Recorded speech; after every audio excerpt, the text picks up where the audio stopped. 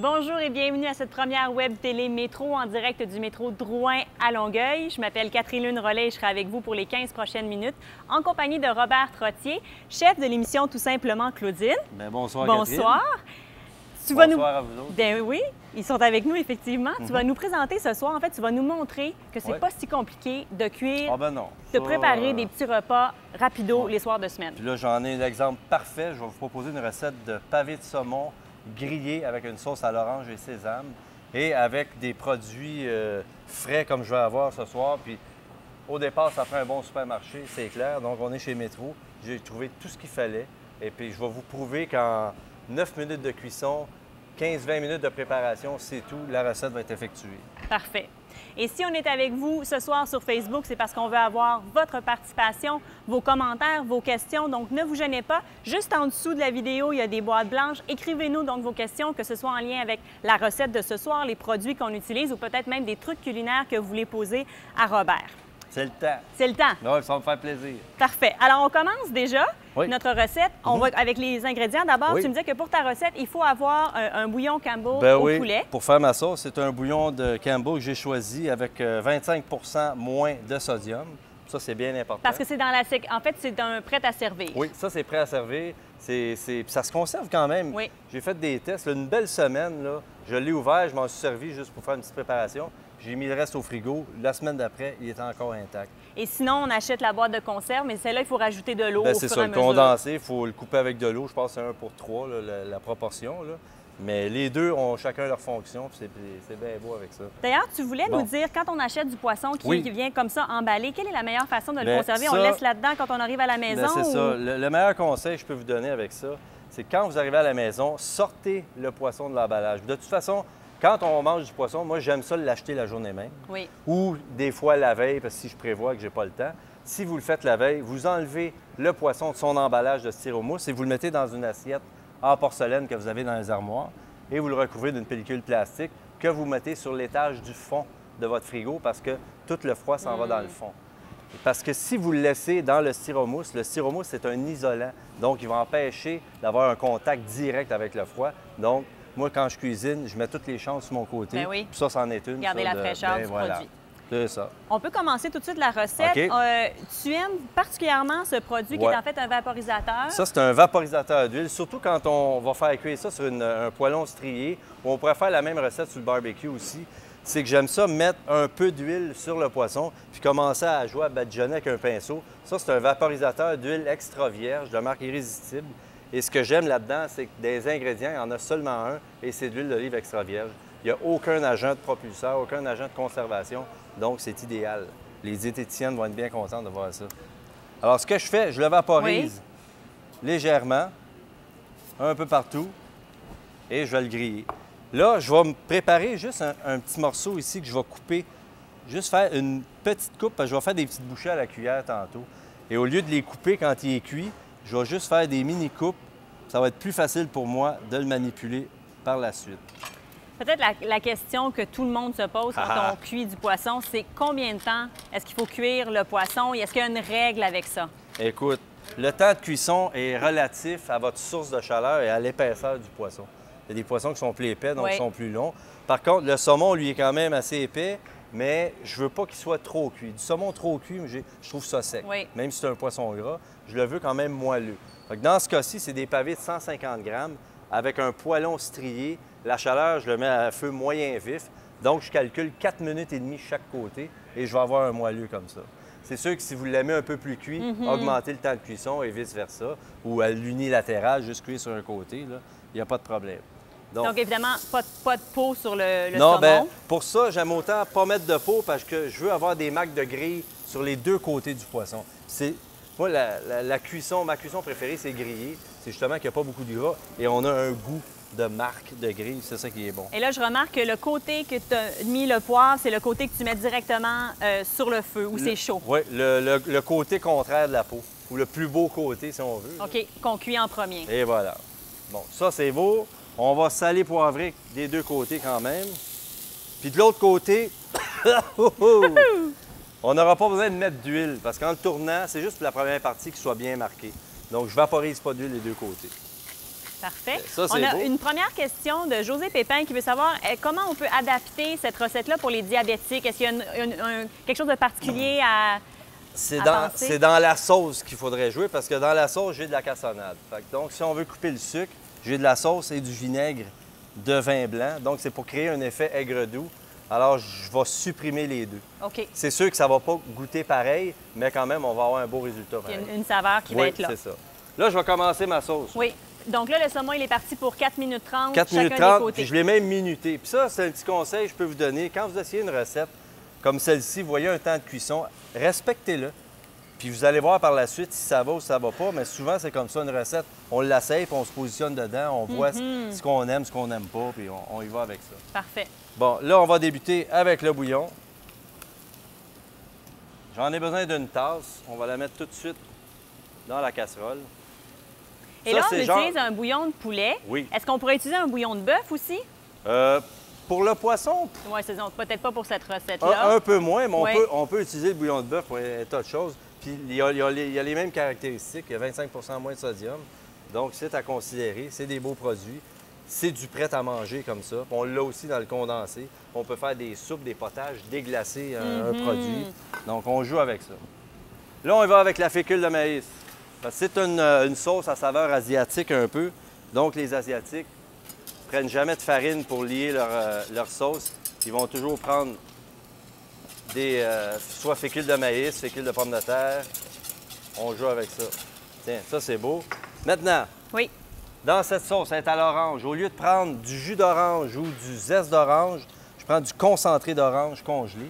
C'est beaucoup plus corsé parce qu'il faut le diluer. Ça, Ben oui. C'est 1 pour 3, ça aussi. Donc, c'est corsé. Si on met juste du jus d'orange, Ça ça va va prendre trop de jus d'orange, puis ma sauce, Ça va être trop c'est liquide. ça. Là, je vais en mettre 3 cuillères à soupe de ça.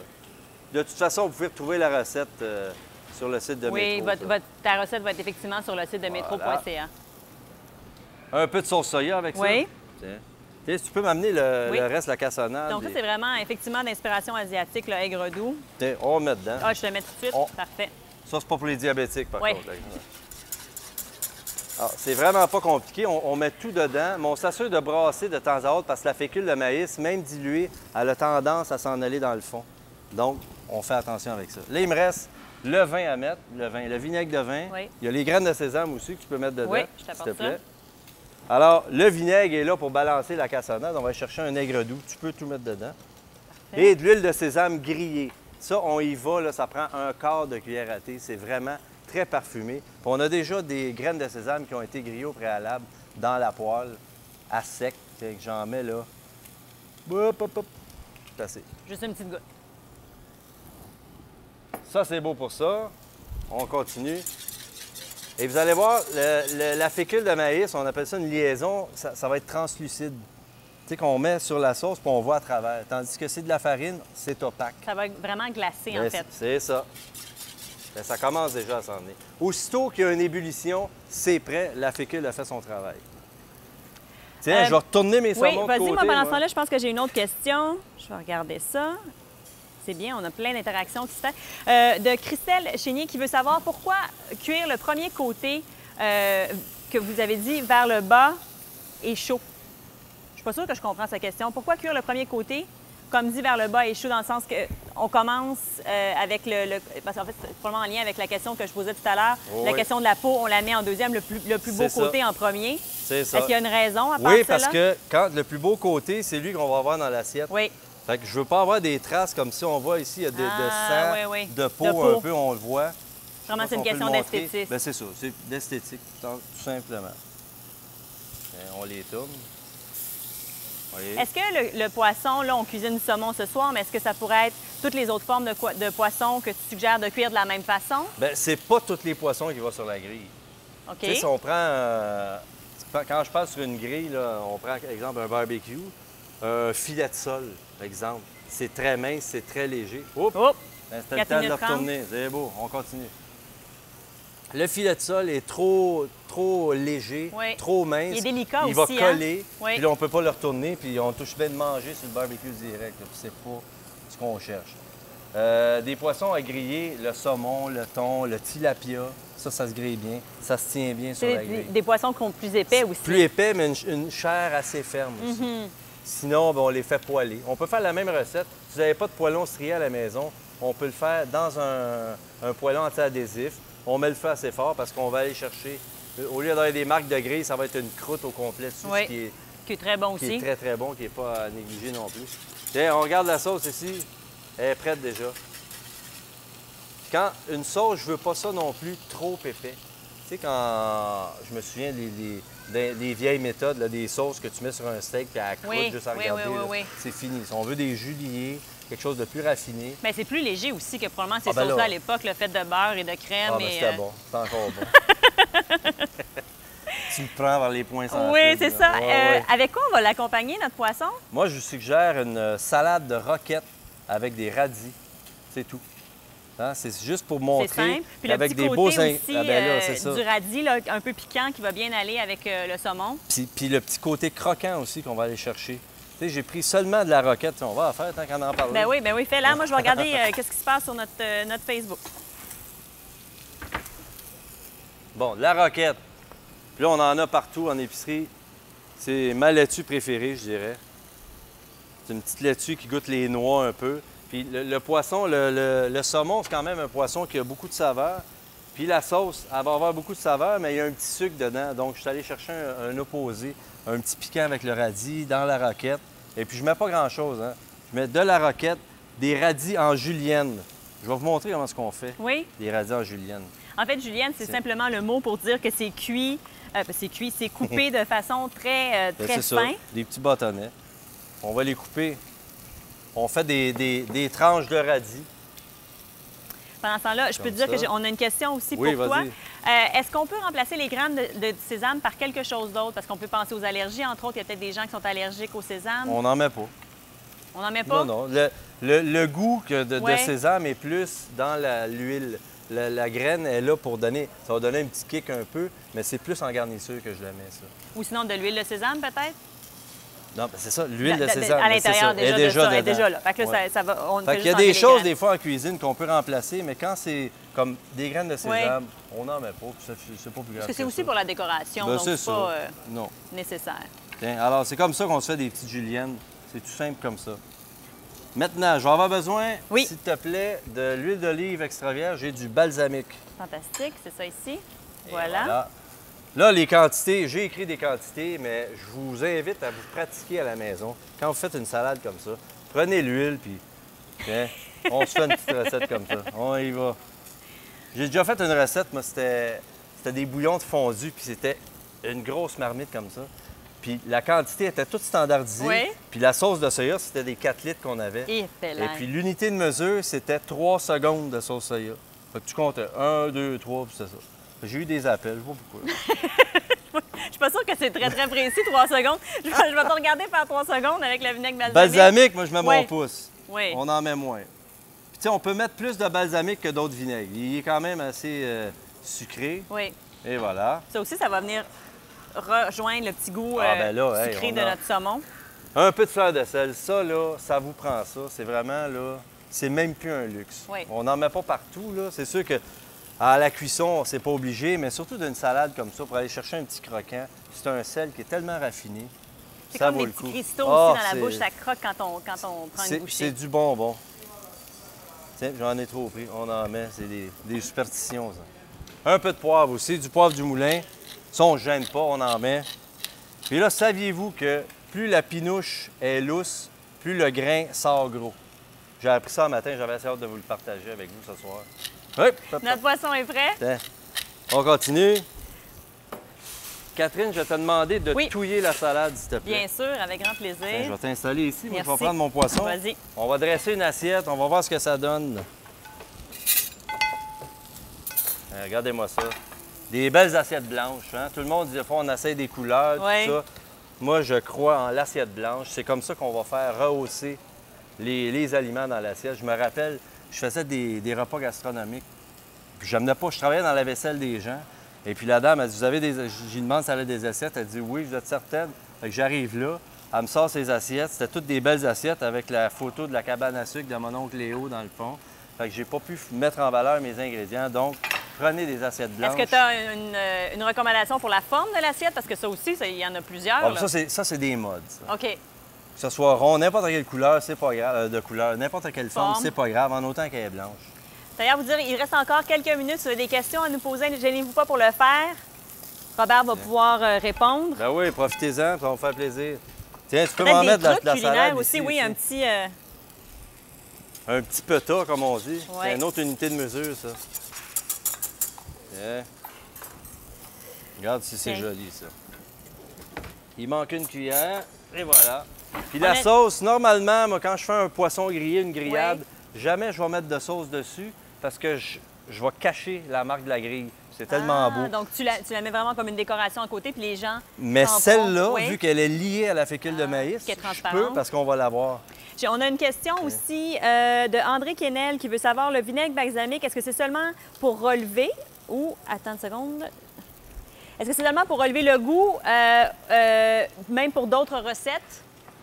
Ah, du vinaigre balsamique, là, on peut en mettre, j'ai d'une salade, on peut se faire même avec des desserts. C'est un grand classique, des fraises au vinaigre balsamique. Oui. C'est délicieux. C'est pas... comment je peux dire ça? C'est pas que c'est pas une mode, le vinaigre balsamique. C'est vraiment... On peut en mettre partout, mais c'est juste qu'on peut... Comment je dirais ça? C'est moins acide qu'un vinaigre conventionnel, c'est plus sucré. Donc, les proportions, on va en mettre toujours un peu plus dans les vinaigrettes. Puis, il y a peut-être un truc aussi, quand on veut l'avoir un peu plus épais, justement, pour mettre sur des fraises, sur de la crème glacée, on le fait réduire. On le fait réduire, ben donc, oui. on le fait cuire un petit peu, il va réduire à ce moment-là. Ça devient presque comme un sirop. On le fait bouillir carrément, jusqu'à temps qu'on a on dit la texture voulue. Je le fais réduire de moitié pour commencer, parce que si on regarde chaud, il va être liquide encore, mais froid, ça va avoir de la mélasse. Ben oui. Fait qu'il faut y aller doucement. Fait que ça, c'est beau avec ça. On va faire une petite bouchée à la cuillère, tiens, pendant qu'on est là. Avec le saumon que j'ai coupé tantôt. Je vais fermer le feu ici. Et voilà. J'ai une autre question aussi pour toi, de Monique Bernier qui vous dit... Pas Monique. Ben oui, Monique, qui dit j'ai vu hier dans une émission de télé que le poisson surgelé était de beaucoup meilleur s'il était décongelé dans du lait. Vous en dites quoi? Décongelé dans du lait? Ma chère Monique, c'est la première fois que je l'entends, celle-là. J'ai aucune idée, non. Je sais que la meilleure façon de le décongeler, c'est au frigo, doucement. Oui. Pour pas que... Mais si vous avez l'occasion, je veux dire, la chance de manger du poisson frais tout le temps, je vous le conseille fortement. Parce qu'un poisson qui est gelé, on dirait qu'il perd, il se déshydrate. Ben, c'est comme le congélateur, c'est un déshydrateur. On ne se le cachera pas pour tous les aliments. Fait que c'est sûr qu'un poisson congelé, il risque plus de coller là-dessus qu'un poisson frais comme ça. Qui est frais. Ça se travaille mieux. Mais pour ce qui est du lait, je suis désolé, j'en ai aucune espèce d'idée. Peut-être vous dire que si vous avez envie de faire la recette cette semaine, profitez-en parce que Métro vous offre 150 points bonus, en fait 150 points M bonus à l'achat de 2 bouillons Campbell, donc qui sont quand même partie prenante de la recette. Et pour avoir profité de cette offre, vous devez aller sous l'onglet coupons sur la page Facebook juste ici, à ma droite et à votre gauche. Tiens, regarde-moi ça, toi. Petite idée, si vous faites des petits soupers, des petits cocktails, là, vous prenez la même recette, et puis on le met en cuillère, puis on met seulement une petite larme de sauce dessus. C'est une bonne idée, ça. Avec un peu de roquette, un peu de radis. On a la bouchée à la cuillère, on a le plat principal ici. À vous de jouer, messieurs, dames. Bien, merci beaucoup, Robert. Bien, ça me fait plaisir, Catherine. Peut-être simplement dire, donc, répéter que ta recette va être sur le site de metro.ca. Oui, tout à fait. Profitez-en. D'ailleurs, il y a plus de 4500 recettes. Il y a aussi des vidéos culinaires. On vous parle aussi, en fait, des arrivages des produits québécois. Et aussi, vous allez trouver une toute nouvelle section avec les recettes d'automne tirées du nouveau magazine Les secrets de mon épicier. Donc, nous, on va goûter à ça. Peut-être qu'il y a certains clients ici qui vont en profiter aussi. On va pouvoir partager la bonne nouvelle avec les gens qui sont ici. Certainement. Et vous dire qu'on vous donne rendez-vous le 20 octobre prochain. Et cette fois-ci, ce sera avec la nutritionniste Linda Monpetit. Donc, s'il y a des questions que vous avez toujours voulu poser à une nutritionniste, commencez à y penser. On pourra essayer d'y répondre le 20 octobre prochain à 19h30. Merci beaucoup d'avoir été là. Bon appétit et bonne recette. Merci, au plaisir. Tiens, oui? Tu commences. Je commence comme ça. Ah ouais, vas-y, prends ça a l'air tellement bon.